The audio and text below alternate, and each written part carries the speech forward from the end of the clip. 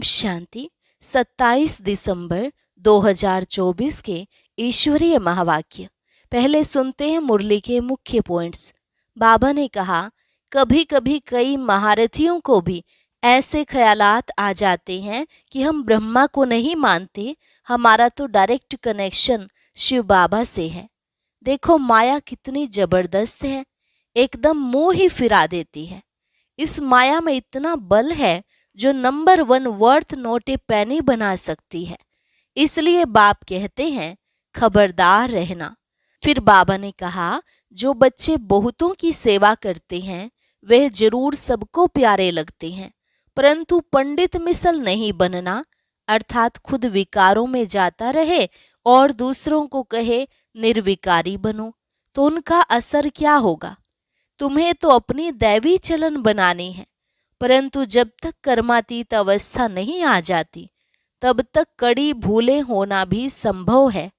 जितनी तुम्हारे अंदर से कट निकलती जाएगी उतना आत्मा में बल भरता जाएगा, फिर तुम्हारे योग बल से बहुत खींच कर आएंगे। लास्ट में बाबा ने कहा, तुम बच्चे बहुत रॉयल हो, सुख शांति के टावर हो, लेकिन जो बाप का बनकर इतना ज्ञान सुनकर फिर भी अपनी चलन को नहीं सुधारते, वह बहुतों को दुख देने के निमित्त बन जाते हैं। तुम्हें मूवी में रहने की प्रैक्टिस करनी चाहिए, अर्थात बहुत कम बोलना है और मीठा बोलना है। ऐसा पुरुषार्थ करते करते तुम शांति के टावर बन जाएंगे। और अब सुनते हैं महावाक्यों को विस्तार से। मुरली का सार। मीठे बच्चे, माया बड़ी जबरदस्त है, इससे खबरदार रहना। कभी यह ख्याल न आए कि हम ब्रह्मा को नहीं मानते, हमारा तो डायरेक्ट शिव बाबा से कनेक्शन है। प्रश्न, किन बच्चों पर सभी का प्यार स्वतः जाता है। उत्तर, जो पहले हर बात को स्वयं प्रैक्टिकल में लाते फिर दूसरों को कहते हैं, उन पर सबका प्यार स्वतः जाता है। ज्ञान को स्वयं में धारण कर फिर बहुतों की सेवा करनी है, तब सबका प्यार मिलेगा। अगर खुद नहीं करते, सिर्फ दूसरों को कहते, तो उन्हें कौन मानेगा। वह तो जैसे पंडित हो जाते। ओम शांति। बच्चों से बाप पूछते हैं, आत्माओं से परमात्मा पूछते हैं। यह तो जानते हो कि हम परमपिता परमात्मा के सामने बैठे हैं।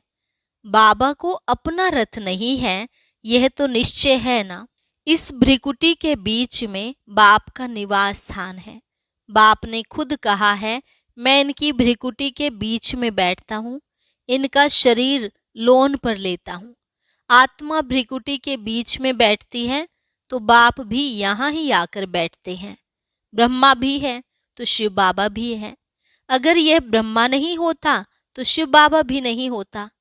अगर कोई कहे कि हम तो शिव बाबा को ही याद करते हैं, ब्रह्मा को नहीं, परंतु शिव बाबा बोलेंगे कैसे। ऊपर में तो सदैव शिव बाबा को याद करते आए। अभी तुम बच्चों को पता है हम बाप के पास यहाँ बैठे हैं, ऐसे तो नहीं समझेंगे कि शिव बाबा ऊपर में हैं। जैसे भक्ति मार्ग में कहते थे शिव बाबा ऊपर में हैं, उनकी प्रतिमा यहाँ पूजी जाती है। यह बातें बहुत समझने की हैं। जानते हो बाप ज्ञान का सागर नॉलेजफुल है, तो कहाँ से नॉलेज सुनाते हैं। ब्रह्मा के तन से सुनाते हैं। कई कहते हैं हम ब्रह्मा को नहीं मानते, परंतु शिव बाबा कहते हैं, मैं इस मुख द्वारा ही तुम्हें कहता हूँ, मुझे याद करो। यह समझ की बात है ना। ब्रह्मा तो खुद कहते हैं शिव बाबा को याद करो, यह कहाँ कहते मुझे याद करो। इनके द्वारा शिव बाबा कहते मुझे याद करो। यह मंत्र मैं इनके मुख से देता हूँ। ब्रह्मा नहीं होता तो मैं मंत्र कैसे देता। ब्रह्मा नहीं होता तो तुम शिव बाबा से कैसे मिलते, कैसे मेरे पास बैठते। अच्छे अच्छे महारथियों को भी ऐसे ऐसे ख्यालात आ जाते हैं जो माया मेरे से मुख मोड़ देती है। कहते हैं हम ब्रह्मा को नहीं मानते, तो उनकी क्या गति होगी। माया कितनी बड़ी जबरदस्त है जो एकदम मुंह ही फिरा देती है। अभी तुम्हारा मुंह शिव बाबा ने सामने किया है तुम सम्मुख बैठे हो। फिर जो ऐसे समझते हैं ब्रह्मा तो कुछ नहीं, तो उनकी क्या गति होगी? दुर्गति को पा लेते हैं। मनुष्य तो पुकारते हैं ओ गॉड फादर, फिर गॉड फादर सुनता है क्या? कहते हैं ओ लिबरेटर आओ, क्या वहां से ही लिबरेट करेंगे? कल्प कल्प के पुरुषोत्तम संगम युग पर ही बाप आते हैं, जिसमें आते हैं उनको ही उड़ा दें तो क्या कहेंगे? माया में इतना बल है जो नंबर 1 वर्थ नोट ए पेनी बना देती है। ऐसे ऐसे भी कोई कोई सेंटर्स पर हैं। तब तो बाप कहते हैं खबरदार रहना। भल बाबा के सुनाए हुए ज्ञान को दूसरों को सुनाते भी रहते हैं, परंतु जैसे पंडित मिसल। जैसे बाबा पंडित की कहानी सुनाते हैं, इस समय तुम बाप की याद से विषय सागर को पार कर क्षीर सागर में जाते हो। भक्ति मार्ग में ढेर कथाएं बना दी हैं। पंडित औरों को कहता था राम नाम कहने से पार हो जाएंगे, लेकिन खुद बिल्कुल चट खाते में था। खुद विकारों में जाते रहना और दूसरों को कहना निर्विकारी बनो, उनका क्या असर होगा? यहाँ भी कहाँ कहाँ सुनाने वालों से सुनने वाले तीखे चले जाते हैं। जो बहुतों की सेवा करते हैं वह जरूर सबको प्यारे लगते हैं। पंडित झूठा निकल पड़ा तो उसे कौन प्यार करेगा? फिर प्यार उन पर चला जाएगा जो प्रैक्टिकल में याद करते हैं। अच्छे अच्छे महारथियों को भी माया हप कर जाती है। बाबा समझाते हैं अभी तो कर्मातीत अवस्था नहीं बनी है। जब तक लड़ाई की तैयारी ना हो, एक तरफ लड़ाई की तैयारी होगी, दूसरे तरफ कर्मातीत अवस्था होगी। पूरा कनेक्शन है। फिर लड़ाई पूरी हो जाती है, ट्रांसफर हो जाएंगे। पहले रुद्रमाला बनती है। यह बातें और कोई नहीं जानते। तुम समझते हो इस दुनिया को बदलना है। वे समझते हैं दुनिया के अजुन 40,000 वर्ष पड़े हैं। तुम समझते हो विनाश तो सामने खड़ा है। तुम हो माइनॉरिटी, वह है मेजॉरिटी। तो तुम्हारा कौन मानेगा? जब तुम्हारी वृद्धि हो जाएगी, फिर तुम्हारे योग बल से बहुत खींच कर आएंगे। जितना तुम्हारे से कट निकलती जाएगी, उतना बल बढ़ता जाएगा। ऐसे नहीं कि बाबा जानी जाननहार है, नहीं, सभी की अवस्थाओं को जानते हैं। बाप बच्चों की अवस्था को नहीं जानेंगे, सब कुछ मालूम रहता है। अभी तो कर्मातीत अवस्था हो न सके, कड़ी कड़ी भूलें होना भी संभव है। महारथियों से भी होती हैं। बातचीत, चाल चलन आदि सभी प्रसिद्ध हो जाती है। अभी तो दैवी चलन बनानी है। देवता सर्वगुण संपन्न है ना। अभी तुमको ऐसा बनना है, परंतु माया किसको भी नहीं छोड़ती, छुई मुई बना देती है। 5 सीढ़ी है ना। देह अभिमान आने से ऊपर से एकदम गिरते हैं।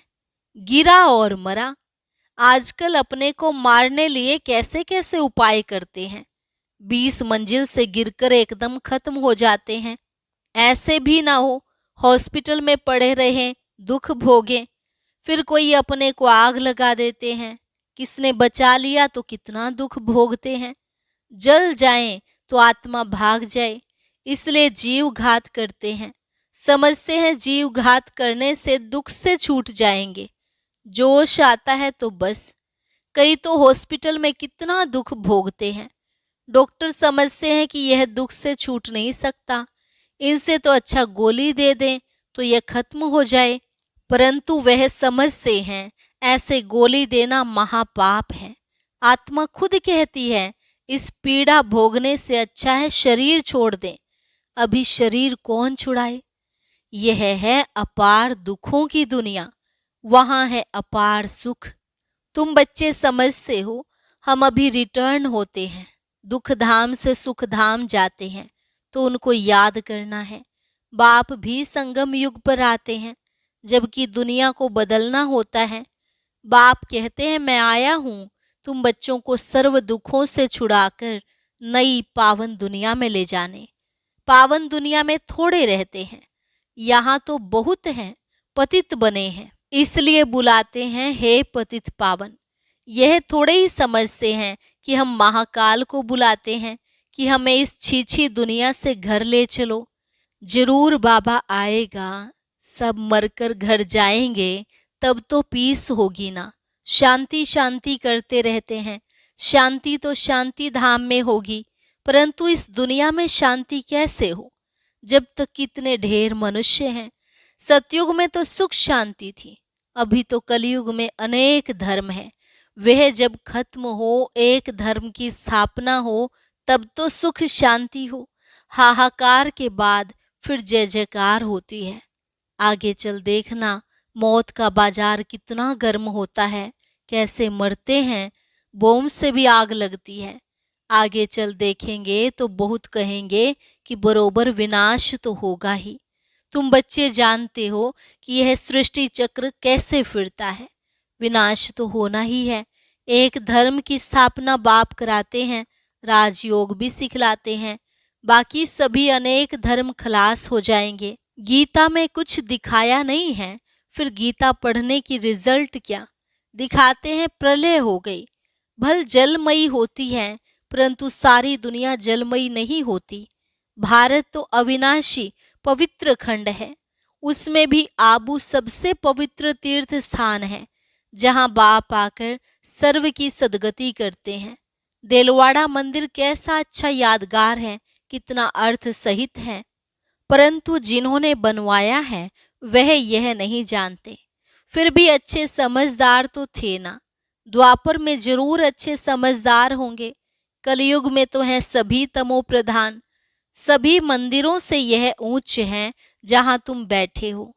तुम जानते हो हम हैं चैतन्य, वह हमारा ही जड़ यादगार है। बाकी कुछ समय यह मंदिर आदि और भी बनते रहेंगे, फिर तो टूटने का समय आएगा, सब मंदिर आदि टूट फूट जाएंगे, होलसेल मौत होगा। महाभारी महाभारत लड़ाई गाई हुई है ना, जिसमें सब खलास हो जाते हैं। यह भी तुम समझते हो, बाप संगम पर ही आते हैं। बाप को रथ तो चाहिए ना। आत्मा जब शरीर में आती है तभी चुरपुर होती है। आत्मा शरीर से निकलती है तो शरीर जड़ हो जाता है। तो बाप समझाते हैं, अभी तुम घर जाते हो, तुम्हें लक्ष्मी नारायण जैसा बनना है तो ऐसे गुण भी चाहिए ना। तुम बच्चे इस खेल को भी जानते हो, यह खेल कितना वंडरफुल बना हुआ है।